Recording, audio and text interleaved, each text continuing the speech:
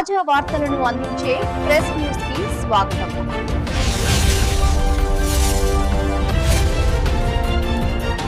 వరంగల్ కాంగ్రెస్ ఎమ్మెల్యేలకు చీరా గాజులు పంపిన ట్రాన్స్జెండర్. వరంగల్ నగరంలో వచ్చిన వరదలు కాంగ్రెస్ పరిపాలనకు నిదర్శనం. ఖమ్మం బ్రిడ్జి దగ్గర కబ్జాకు గురైన స్థలం వెనుక కాంగ్రెస్ ఎమ్మెల్యేలు నాయని రాజేందర్ రెడ్డి, రేవూరి ప్రకాష్ రెడ్డి, మంత్రి కొండా సురేఖ, కడియం శ్రీహరి, కేఆర్ నాగరాజు, ఎంపీ కడియం కావ్య హస్తం ఉంది. వరంగల్ నగరంలో కబ్జాలు పెరిగిపోతున్నాయి. కమిషన్లు తీసుకొని కాంగ్రెస్ ఎమ్మెల్యేలు కబ్జాలకు ప్రోత్సహిస్తున్నారు.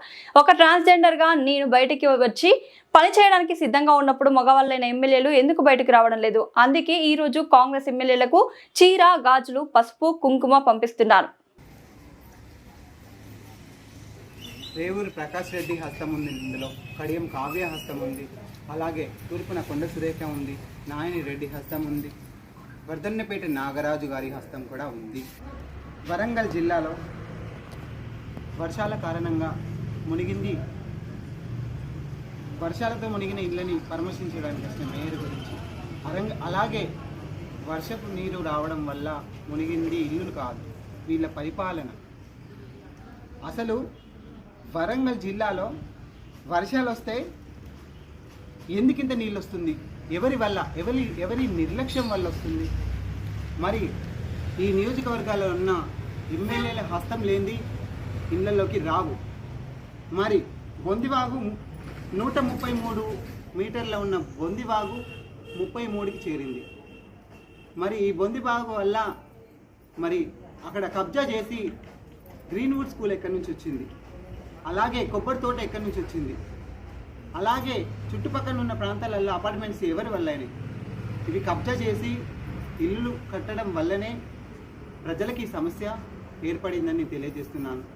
మరి హనుమకొండ నాయని రాజేందర్ రెడ్డి, తూర్పు కొండ సురేఖ, ఎమ్మెల్యే పరకాల, అలాగే మన కడియం ఎంపీ గారు ఉన్నారు. మరి ఇంతమంది ఎమ్మెల్యేలు, ఎంపీలే హస్తం లేని ఇది జరగదు. సీఎం గారు వచ్చారు, సీఎం గారు వచ్చి చేతులు ఊపిపోతే మాకు న్యాయం కాదు. మేయర్ గారు వచ్చిపోతే నేను ఫోటోలు దిగిపోతా అంటే మాకు పని కాదు. మా సమస్య ఏంది? ఈ భూ కబ్జాలు చేసిన వాళ్ళపైన చట్టరీత్యా చర్య తీసుకోవాలి. ఇందులో 5గురు హస్తం ఉంది. తూర్పు ఎమ్మెల్యే కావచ్చు, పరకాల ఎమ్మెల్యే కావచ్చు, నాయని రాజేందర్ రెడ్డి కావచ్చు, అలాగే కడియం ఎంపీ గారు కావచ్చు, ఇక్కడ ఉన్న ఎమ్మెల్యేల హస్తం ఇది. మరి ఎమ్మెల్యేలకు చేత కావట్లేదా? పరిపాలన చేత కాకపోతే చెప్పండి. ట్రాన్స్జెండర్ కమ్యూనిటీలో మేము చోటిస్తాం, ప్రజల గలమై మేము ప్రజల ముందుకు వస్తాం. ట్రాన్స్జెండర్స్ దాంట్లో మీకు సగ భాగాన్ని మేము ఇస్తాం, రండి. మరి మీకు చేత కాకుంటే పరిపాలన మేము చేస్తాం. మమ్మల్ని గనక మీరు మా సపోర్ట్ తీసుకొని మీరు ముందుకెళ్ళకుంటే మీ కూర్చున్న సీఎం సీటు కూలిపోయే అవకాశాలు ఉన్నాయి.